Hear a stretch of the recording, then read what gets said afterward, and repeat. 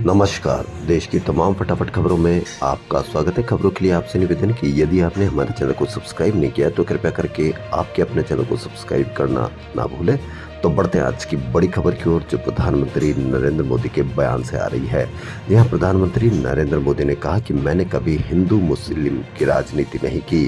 PM ने कहा कि उन्होंने ये मुद्दा कांग्रेस के तुष्टीकरण के खेल को उजागर करने और विपक्षी गठबंधन के धर्म के आधार पर बांटने के एजेंडा का खुलासा करने के लिए उठाया है।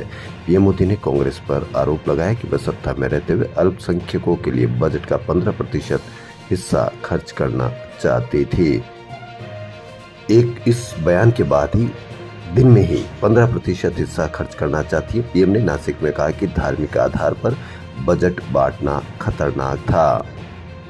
फिर कांग्रेस SC ST OBC से आरक्षण का अधिकार छीनकर मुसलमानों को देना चाहती है। यानी सुबह कहा कि हिंदू मुस्लिम की राजनीति नहीं करते और उसके बाद तुरंत एक सभा में उन्होंने हिंदू मुस्लिम की राजनीति शुरू की या उसके ऊपर बयान दिए। कांग्रेस नेता प्रियंका गांधी ने पीएम मोदी के हिंदू मुस्लिम न करने वाले बयान पर पलटवार किया। प्रियंका गांधी ने कहा कि बीते 10 वर्षों से वह यही तो कर रहे हैं। उन्होंने पूरी दुनिया के सामने वो भाषण दिए हैं। आपने देखा, मैंने देखा, पूरे देश ने देखा। प्रियंका ने भाजपा पर लोगों को ध्यान भटकाने और चुनाव के दौरान धर्म का मुद्दा उठाने का आरोप लगाया। उन्होंने कहा कि सरकार इस धर्म की राजनीति के कारण 10 वर्षों में लोगों के प्रति जवाबदेह नहीं रही है। रायबरेली की रैली में प्रियंका ने कहा कि भाजपा के नेताओं को एहसास हो गया है कि वे धर्म के नाम पर आपको बरगलाकर सत्ता में आ सकते हैं।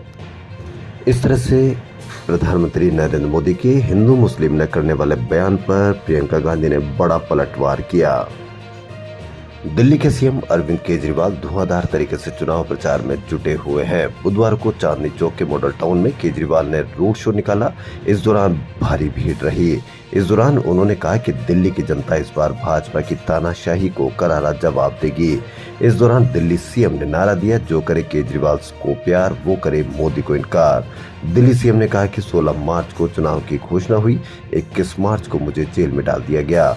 यानी वह मुझे चुनाव प्रचार से रोकना चाहते थे। इसका मतलब साफ है कि वह केजरीवाल से बुरी तरह से भयभीत है।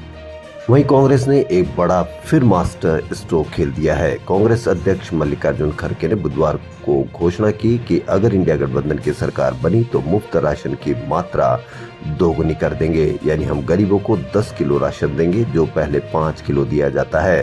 उन्होंने कहा कि अब तक 4 चरणों के चुनाव हो चुके हैं। इंडिया गठबंधन काफी आगे है। जनता ने मोदी जी की विदाई तय कर दी। इस बार का लोकसभा चुनाव विचारधारा की लड़ाई है।